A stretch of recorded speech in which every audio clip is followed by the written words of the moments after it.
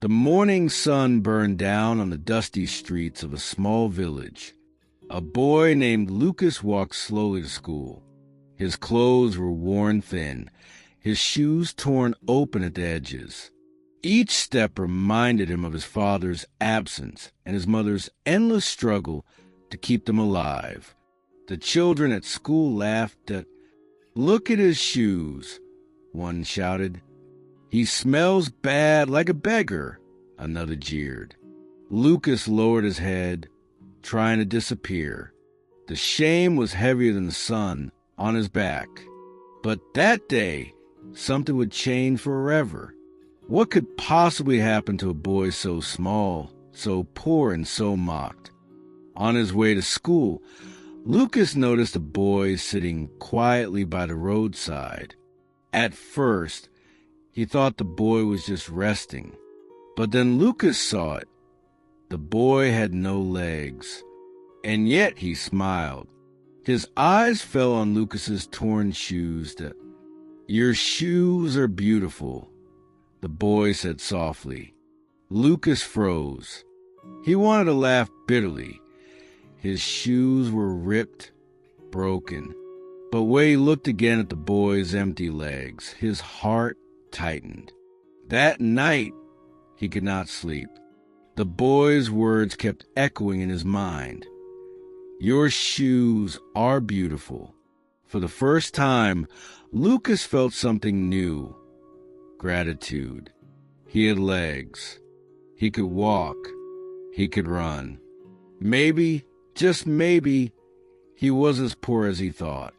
How would this one encounter transform the way Lucas faced the cruel world around him?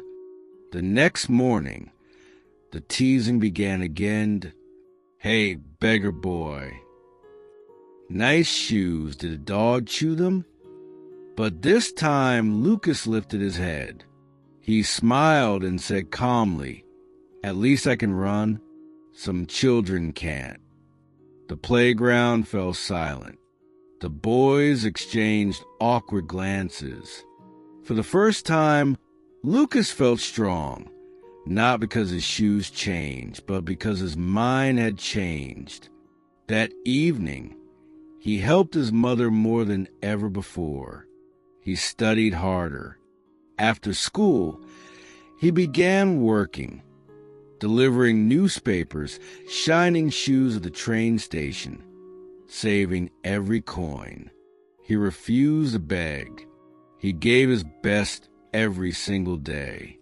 But how could a boy with nothing build a future worth everything? One evening, while Lucas was polishing shoes, a man in a fine suit stopped. "Why are you working so hard instead of playing like the others?" Lucas looked up, his hands black with polish. His voice steadied. "Because I want to build a life where no one needs to put others down to feel strong." The man said nothing, but he quietly slipped Lucas a generous tip before walking away. That small moment was more than money. It was validation, proof that even strangers could see the fire in him. Cliffhanger. Could Lucas's fire burn bright enough to change his destiny? Years passed. Lucas studied, worked, saved, dreamed, and one summer, when the heat was fierce and the streets empty, he stood proudly in front of a small shop. It wasn't just a flower shop. It was the first branch of Bloom Empire. Inside were flowers, candles, books, and crafts made by struggling families like his own. People laughed again that no one opens a business in this heat. He'll fail before winter. But Lucas stood tall. Sweat dripped down his face, but hope shone brighter than the sun. People first came for flowers. Then they came back for the warmth of his words. Soon, the boy who once polished shoes was selling inspiration. But could a single shop survive in a world that still mocked dreamers? The shop grew. One branch became many. Then came online sales, international orders, motivational talks. Lucas traveled, built schools, helped street children create businesses of their own. Every step of success reminded him of the boy with no legs. Whenever life dragged him down, that memory gave him strength. And soon, Lucas was no longer just a boy with torn shoes. He was the CEO of a global company. Bloom Empire supported struggling families worldwide. But what treasure did Lucas keep close, even when he owned everything? In his shining glass office, among trophies and awards, there sat one priceless treasure, his old torn shoes. Visitors asked, "Why do you still keep these?" Lucas smiled. "These shoes remind me that success is not about where you begin. It's about what you choose to believe. Don't wait for perfect tools. Start with what you have. You may be poor, but you are not empty. You may be small, but you are not weak. Even under the burning sun, a flower can rise, and so can you."